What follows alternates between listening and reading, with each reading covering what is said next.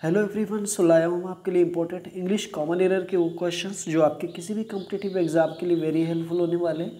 क्योंकि ये common errors आपके एसएससी के जो प्रीवियस ईयर के क्वेश्चंस हैं वहाँ से लिए गए हैं। तो आप इस वीडियो को ज़रूर पूरा देखें और स्किप ना करें। क्वेश्चन नंबर आज मैं 6 पे बात करूँगा, क्योंकि मैं 1 से लेकर के 5 तक पहली वीडियो में आपको एक्सप्लेन कर चुका हूँ। क्वेश्चन नंबर 6 है, the sun revolves around a earth. Okay, so देखो यहाँ पे जो कॉमन एरर है, जो एरर आएगा, सन से पहले आर्टिकल द आएगा, ठीक है। रिवॉल्व्स प्रेजेंट इंडेफिनिट को रेफर कर रहा है चूँकि हैबिट है। अराउंड ए अर्थ, देखो अर्थ क्या है, एक प्लैनेट है, ग्रह है। तो प्लेनेट अर्थ से पहले आर्टिकल द का यूज़ होगा, ना कि ए का यूज़ होगा। तो आपका जो राइट ऑप्शन हो जाएगा वो हो जाएगा सी।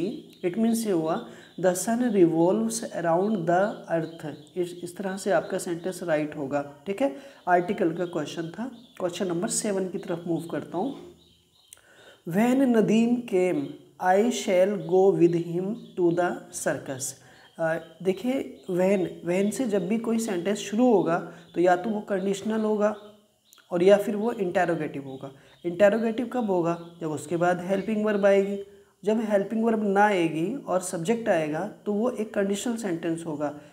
इस तरह से कंडीशनल जो है वो 3 प्रकार की कंडीशन होती हैं।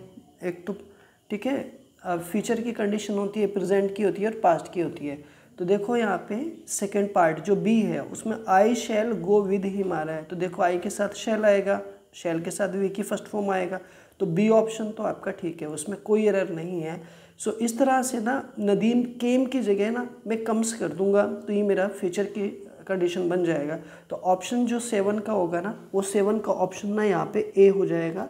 तो when Nadeem comes I shall go with him to the circus. इस तरह से आपका सेंटेंस राइट हो जाएगा। आई होप यहाँ तक बात आपको अच्छे से समझ आ गई होगी। क्वेश्चन नंबर 8 की तरफ मूव करता हूँ। देखो, इन कोर्स ऑफ टाइम, ठीक है, ये इन कोर्स ऑफ पूरी एक फ्रेज है और बिल्कुल ठीक है। कभी कभी ना इन कोर्स 2 भी दे देता है, कभी इन कोर्स 8 भी दे देता है, लेकिन इन कोर्स ऑफ राइट होगा, ये बात याद रखना। She was wise enough to realise the mistakes of his past life. तो देखो, she was wise enough, enough means काफ़ी, पर्याप्त। एनफ एक इम्पॉर्टेंट वर्ड है, याद रखना।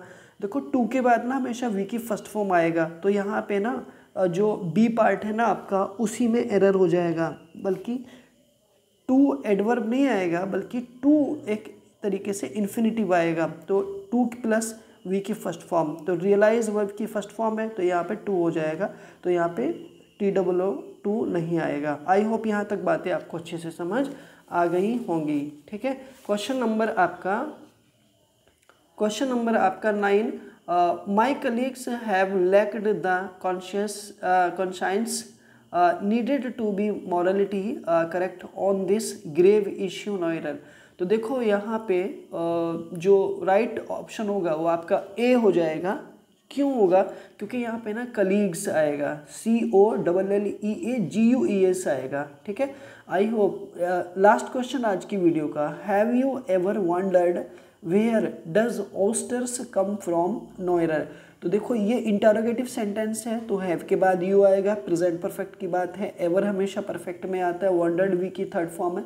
वेयर यहाँ पे कनेक्टिंग वर्ड का यूज़ कर रहा है, यानी कंजक्शन का यूज़ कर रहा है, तो यहाँ पे ऑयस्टर्स पहले आएगा, ठीक है। तो आई होप ये आपका राइट ऑप्शन बनेगा, ठीक है। इसी तरह की वीडियोस को देखने के लिए, अपडेट्स को देखने के लिए आप हमारे यूट्यूब चैनल को ज़रूर सब्सक्राइब करें।